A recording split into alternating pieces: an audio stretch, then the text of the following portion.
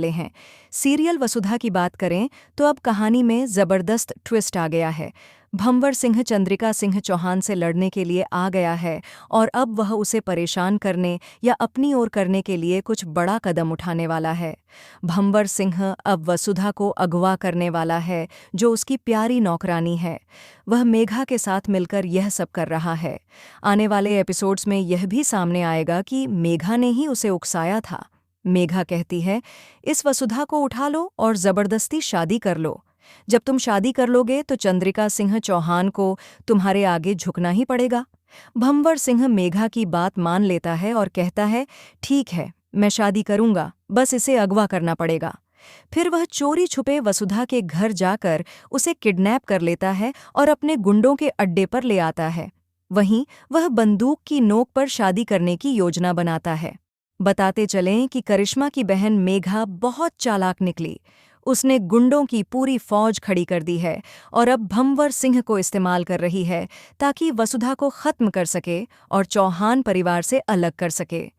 धीरे धीरे भंवर सिंह वसुधा की मासूमियत देखकर उससे प्यार करने लगता है और शादी के लिए और भी उतावला हो जाता है।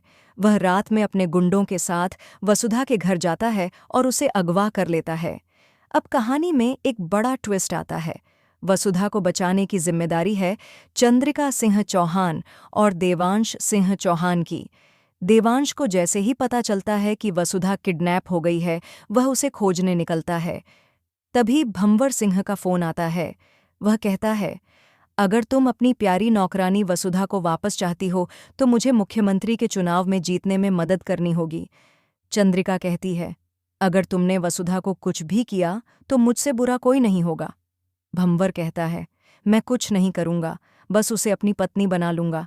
उसकी शादी टूट गई थी, अब उसे भी शादी की जरूरत है। ये बातें चंद्रिका को और गुस्से में ला देती हैं। वह कॉल को ट्रैक कर उस जगह पहुंच जाती है जहां भंवर सिंह ने वसुधा को बंद कर रखा होता है।